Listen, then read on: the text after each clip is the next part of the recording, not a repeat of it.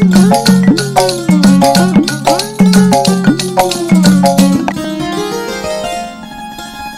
दादा थोडं सरकतोस? मी नाही सरकणार. मग मी टेबल सरकू? नाही. असा आशिमासारखा का बसतोयस? मी खूप थकलोय.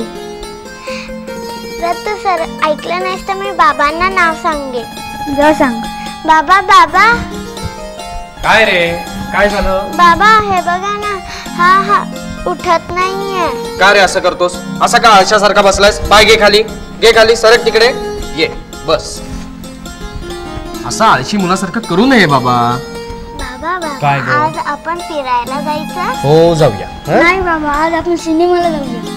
बरं नाही बाबा, आपण आज फिरायला जायचं. नाही बाबा, आज आपण सिनेमाला जायचं. बरं ठीक आहे.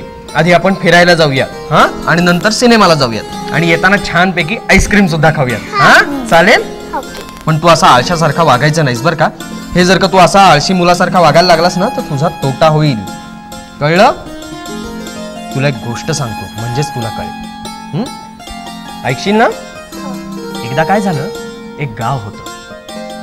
लांब तिकडे एका डोंगराच्या खाली रायपूर नावाचं एक गाव होतं. त्या गावामध्ये एक म्हातारा शेतकरी राहत होता.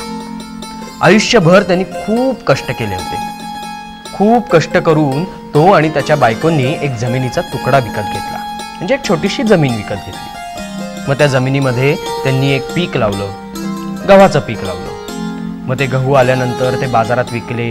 मग त्याचा पैसा आला. मग त्या पैशातनं आणखीन थोडी जमीन विकत घेतली. असं करत करत एक मोठा शेताचा तुकडा, म्हणजे भरपूर शेत त्या माणसाने विकत घेतलं. त्या माणसाला 3 मुलं होती, पण ती तिघही भयंकर आळशी होती, अगदी तुझ्यासारखीच. अभ्यास करायची नाहीत, खेळायची नाहीत, काही नाही. दिवसभर नुसते अशी पडून राहायची. त्याच्या वडिलांना म्हणजे त्या म्हाताऱ्या शेतकऱ्याला त्यांची भयंकर काळजी लागली. ही मुलं अशी आळशाप्रमाणे वागायला लागली, त्यांचं पुढे आयुष्यात कसं होणार अशी खूप काळजी त्या म्हाताऱ्या माणसाला असायची. तो सारखा त्यांना सांगायचा की अरे तुम्ही असं आळशासारखं वागू नका, तुम्ही असं आळशासारखं वागू नका, यामुळे तुमचा तोटा होईल. पण त्या मुलांच्या काही केल्या ते डोक्यात जायचं नाही. मुलं म्हणायची काय होणार आहे आमचा तोटा, आळशीपणामुळे आमचा काय तोटा होणार आहे. असं करत करत खूप दिवस गेले. तो माणूस म्हातारा झाला. म्हातारा झाल्यानंतर तो आजारी पडला. तरी सुद्धा त्याची मुलं ऐकायची नाहीत. तो म्हातारा असला तरी सुद्धा रोज सकाळी उठायचा, शेतात जायचा, काम करायचा. तो कधीही आळसाने वागला नाही. मग तो आजारी पडला. आजारी पडल्यानंतर त्याच्या एक दिवस एक गोष्ट लक्षात आली की आता लवकरच आपण मरणार. मग त्यांनी आपल्या 3ही मुलांना जवळ बोलवलं आणि सांगितलं, मुलांनो, मी आयुष्यभर कष्ट करून जो काही पैसा कमवलाय ना, तो पैसा मी मेल्यानंतर तुम्हाला किती दिवस पुरणार आहे. थोड्याच दिवसामध्ये तो पैसा संपून जाईल. तुमचं अजून आयुष्य जायचंय. मग तुमच्या आयुष्यासाठी तुम्ही पैसा कुठून आणणार. पण मुलं त्यांना म्हणाली, तुम्ही काही काळजी करू नका, आमचं आम्ही बघून घेऊ. तुम्ही काही काळजी करू नका, आमचं आम्ही बघून घेऊ. प्रत्येक जण त्यांना असंच सांगायला लागला. एक दिवस तो म्हातारा मेला. मेल्यानंतर काय, त्याच्या मुलांना मजाच मजा. मग वडिलांनी कमवलेला जो काही पैसा होता तो सगळा पैसा त्या मुलांनी उडवला. रोज उठून मग बाहेर फिरायला जायचे, पिक्चरला जायचे, नवीन कपडे खरेदी करायचे, काही ना काहीतरी करून काही दिवसांनी तो पैसा संपला.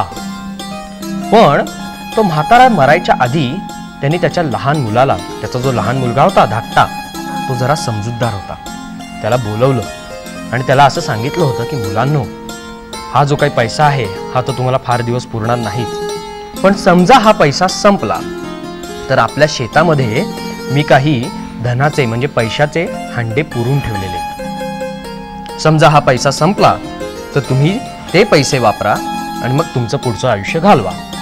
एक दिवस त्या मुलाला म्हणजे त्यांच्या लहान मुलाला हे आठवलं आणि त्यांनी त्याच्या भावांना सांगितलं की बाबांनी मला मरताना असं सांगितलं होतं की आपल्या शेतामध्ये एका ठिकाणी मी धनाचे हांडे पुरून ठेवलेले, ते तुम्ही वापरा. अरे चा, ही तर चांगली आयडिया आहे. मग त्याची 3ही मुलं उठली आणि शेतात गेली. बाबांनी कमावून ठेवलेले पैसे तर संपले होते, त्यामुळे त्यांच्यावर फार वाईट परिस्थिती आली होती. इतकी वाईट की त्यांना खायला अन्न नव्हतं, अंगात घालायला कपडेच नव्हते, कारण पैसेच नव्हते. आयुष्यभर आळसामध्ये बसून घालवलं, हो की नाही?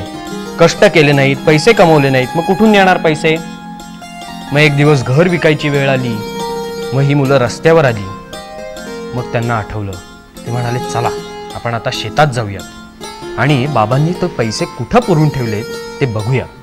म्हणून एक दिवस ती मुलं शेतात गेली.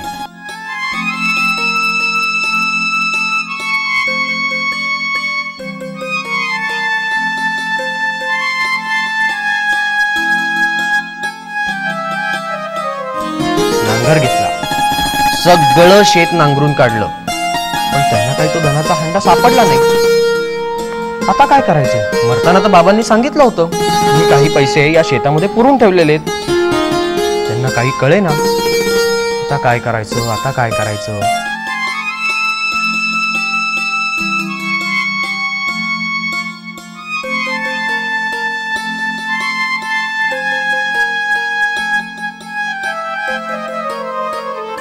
एवढ्यात एक मोठा मुलगा होता, म्हणजे त्या म्हाताऱ्याचा जो मोठा मुलगा होता तो म्हणाला की जाऊ दे, आता आपण शेत नांगरलंच आहे तर त्याच्यामध्ये धान्यही पेरून टाकूयात.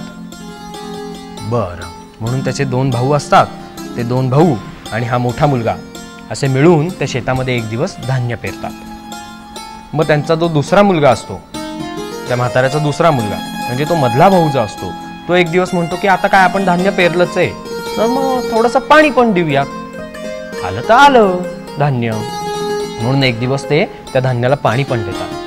काही दिवसांनी छान पीक त्या शेतामध्ये येतं. असे ज्वारीचं पीक येतं, अशी मोठाली कणसं असतात त्याला. मग धाकटा मुलगा म्हणतो जाऊ देत, आता काय आणायचंय, आपल्या शेतामध्ये पीक उगवलंच आहे तर ते पीक काढूयात, बाजारात नेऊन विकूयात, येतील तेवढे पैसे घेऊयात आणि पुढचे दिवस घालवूयात. असं म्हणून ते तिघही भाऊ एकदा शेतात जातात.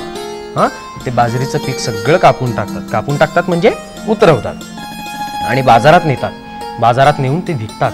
विकल्यानंतर त्यांना भरपूर पैसे मिळतात आणि मग ते पैसे मिळाल्यानंतर तो जो लहान मुलगा असतो त्याच्या ही गोष्ट लक्षात येते की बाबांनी जे आपल्याला सांगितलं होतं की या शेतामध्ये मी पैसा ठेवलेला आहे, तो पैसा अशा स्वरूपामध्ये ठेवलेला आहे.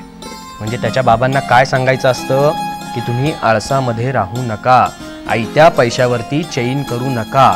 हा जो पैसा मी शेतामध्ये ठेवलेला आहे ना, तो पैसा कशाच्या स्वरूपात ठेवलेला आहे? तो तुमच्या कष्टांच्या स्वरूपात ठेवलेला आहे. कळलं तुला? जेव्हा त्याच्या वडिलांनी ठेवलेले पैसे संपले तेव्हा त्यांच्यावरती भयंकर वाईट वेळ आली होती. खायला अन्न सुद्धा नव्हतं त्यांना.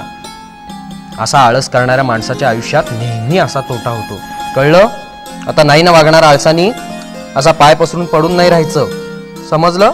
अभ्यासाच्या वेळी अभ्यास करायचा, खेळायच्या वेळी खेळायचं, अजिबात आळसात दिवस घालवायचे नाहीत. चला आता तुम्ही आवरून घ्या, आपण फिरायला जाऊ.